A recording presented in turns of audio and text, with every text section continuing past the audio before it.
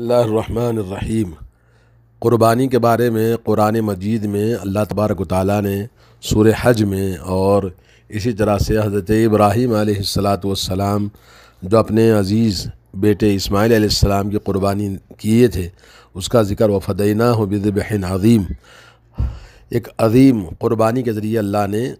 یہ مثال ہمیں بتائی کہ ہم اس کو وجعلنا مثلا للآخرین، یہ آخرت میں یہ بعد میں آنے والے سب کے لیے ایک اللہ نے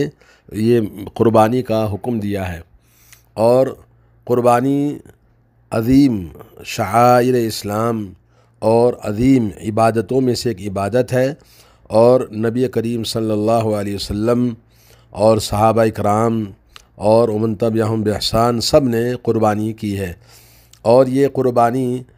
جو عید قربان کے موقع پر ذی الحجہ کے مہینے میں عید کے موقع پر کیا جاتا ہے، اور اس کا مقصد ہوتا ہے کہ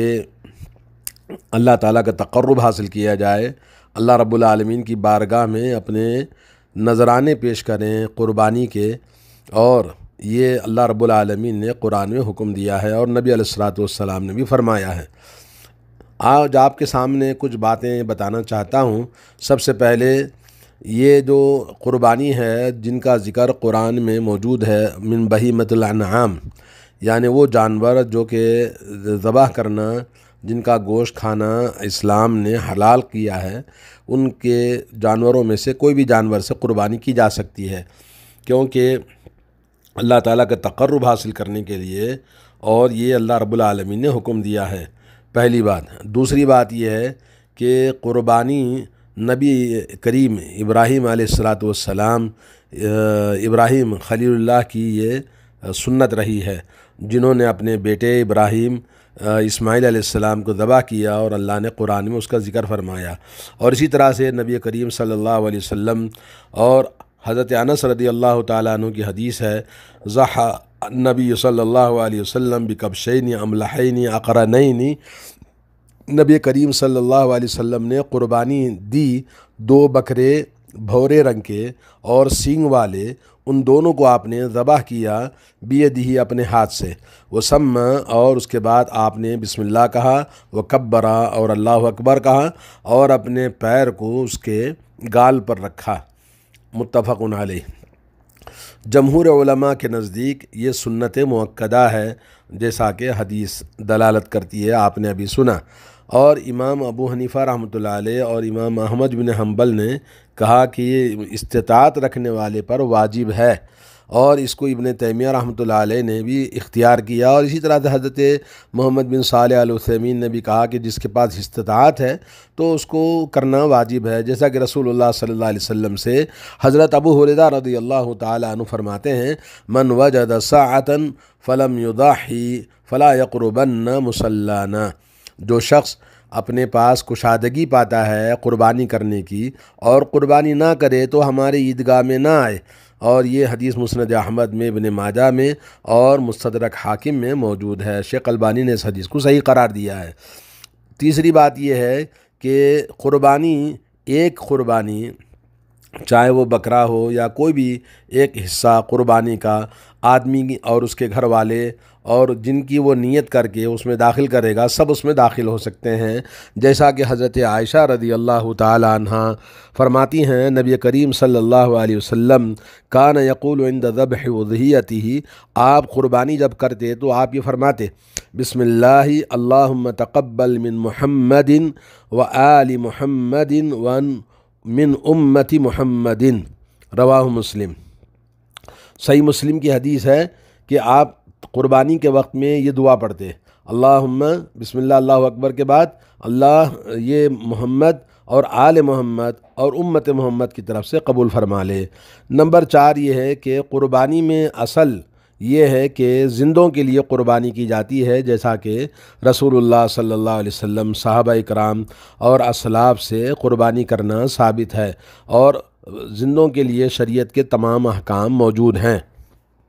باقی رہا جو اکثر سوال ہوتا ہے کہ بھئی مرے ہوئے لوگوں کی طرف سے قربانی کرنا، اس سلسلے میں کیا حکم ہے، تو اس سلسلے میں 3 اقوال ہیں۔ پہلی بات یہ ہے کہ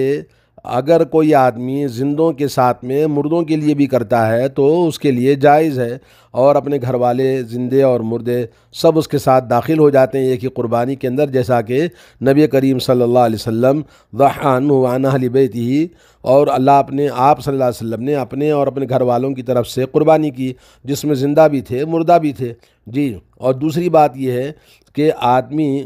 اگر کوئی مرنے والا وصیت کر گیا، گھر کا خاندان کا بڑا آدمی، کوئی آدمی کہ بھئی میرے مرنے کے بعد بھی میری مال سے قربانی کرتے رہے، تو اس کی وصیت کو پورا کرنے کے لیے تو کیا جا سکتا ہے اس کی جانب سے۔ فَمَن بَدَّلَهُ بَعْدَمَا سَمِعَهُ فَإِنَّمَا إِثْمُهُ عَلَى الَّذِينَ يُبَدِّلُونَ إِنَّ اللَّهَ سَمِيعٌ عَلِيمٌ۔ سورہ بقرہ آیت نمبر 181 میں اللہ فرماتے ہیں کہ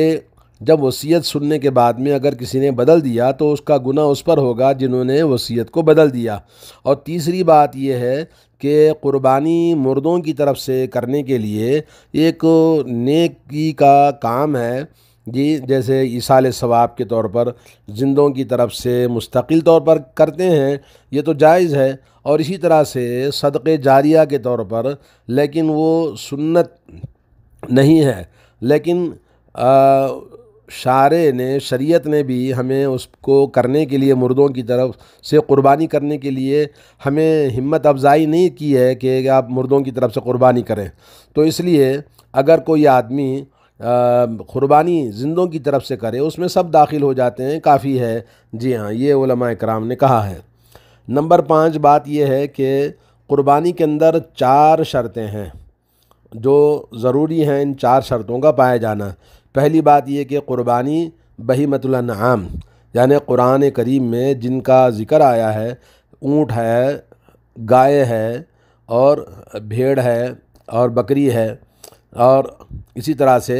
اللہ کے نبی صلی اللہ علیہ وسلم نے فرمایا لِكُلِّ أُمَّةٍ جَعَلْنَا مَنْسَكًا لِيَذْكُرُوا اسْمَ اللَّهِ عَلَى مَا رَزَقَهُم مِّن بَهِيمَةِ الْأَنْعَامِ فَإِلَٰهُكُمْ إِلَٰهٌ وَاحِدٌ وَلَهُ أَسْلِمُوا وَبَشِّرِ الْمُخْبِتِينَ۔ سورہ حج آیت نمبر 34۔ اللہ تبارک و تعالیٰ نے ہر امت کے لیے ایک عبادت گاہ یعنی قربانی کا منسک بنایا ہے، تاکہ اللہ تعالیٰ کا نام، اللہ تعالیٰ کے جانوروں پر نام لے کر اللہ کا ذبح کریں، اور تمہارا خدا تو ایک ہی خدا ہے، اسی کے لیے تم اپنے آپ کو سلنڈر کرو۔ اور خوشخبری ہے ان لوگوں کے لیے جو اللہ رب العالمین کی اس عبادت کو پورا کرتے ہیں۔ تو قربانی بغیر بہیمۃ الانعام کے، یعنی جو قرآن میں ذکر نہیں ہے، جیسے کیا کہتے ہیں، مرغا مرغی ہے، اور اسی طرح سے اور بھی جو جانور ہیں، اس کی قربانی جائز نہیں ہے۔ اور دوسری شرط یہ ہے کہ قربانی کے لیے آپ کو یہ سمجھنا ضروری ہے کہ شرعاً وہ جانور قابل قربانی ہونا چاہیے، اس کی عمر، جیسے اونٹ کے لیے وہ 5 سال کا اونٹ ہونا ضروری ہے، اور گائے اور بیل کے لیے 2 سال کا ہونا ضروری ہے، اور بھیڑ اور بکری جی وہ 1 سال کا ہونا چاہیے۔ البتہ ہے کہ جو بالوں والا دان کہتے ہیں جسے، اگر وہ 6 مہینے کا اگر ہے تو وہ بھی چلے گا، جیسا کہ حضرت جابر رضی اللہ تعالیٰ عنہ سے حدیث ہے، رسول اللہ صلی اللہ علیہ وسلم نے فرمایا لا تذبحوا الا مسنۃ،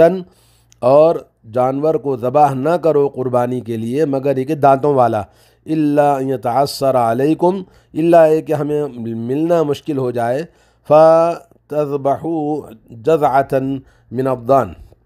تو اس صورت میں جو بالوں والا جس کو ہم پوٹلا کہتے ہیں، یا ہے کہ مختلف جگہوں پہ مختلف نام اس کے ہوتے ہیں، جو بالوں سے بھرا ہوتا ہے، اس کو آپ کر سکتے ہیں، جیسا کہ صحیح مسلم کی حدیث ہے۔ تیسری شرط یہ ہے کہ قربانی یہ ہر عیب سے جانور پاک ہونا چاہیے، جس کی قربانی کرنی ہے وہ جانور بالکل بے عیب ہونا چاہیے، جیسا کہ نبی کریم صلی اللہ علیہ وسلم نے فرمایا اربع لا تجزئ فی الاضاحی، 4 باتیں ہیں قربانی کے اندر جو کہ جائز نہیں ہے۔ العوراء البین عورها، وہ کانا، وہ اندھا جس کا اندھا پن بالکل واضح ہو، اور اسی طرح سے وہ بیمار، دوسرا والمریض والمریضۃ البین مرضها، بیمار لاغر قسم کا جو بیماری جس کی واضح ہو ایسا بھی جائز نہیں ہے۔ اور تیسرا ہے والعرجاء البین ضلعها، اور تیسرا وہ لنگڑا جو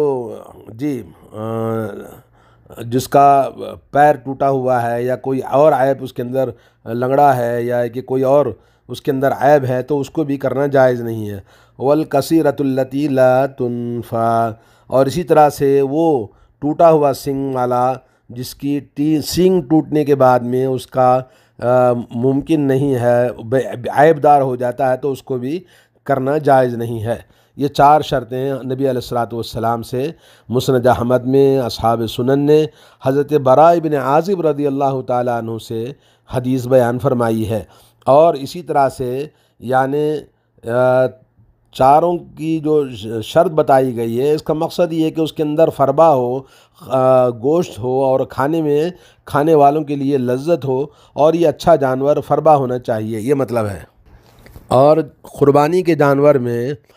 نبی علیہ الصلاۃ والسلام نے خصی کیے ہوئے جانور کی قربانی فرمائی ہے۔ تو کوئی آدمی اپنے پاس اگر خصی کراتا ہے جانور کی قربانی کے لیے اور خصی کیا ہوا جانور اگر ملتا ہے تو اس جانور کی قربانی کرنا جائز ہے، جیسا کہ حدیث کے اندر آتا ہے کہ نبی علیہ الصلاۃ والسلام نے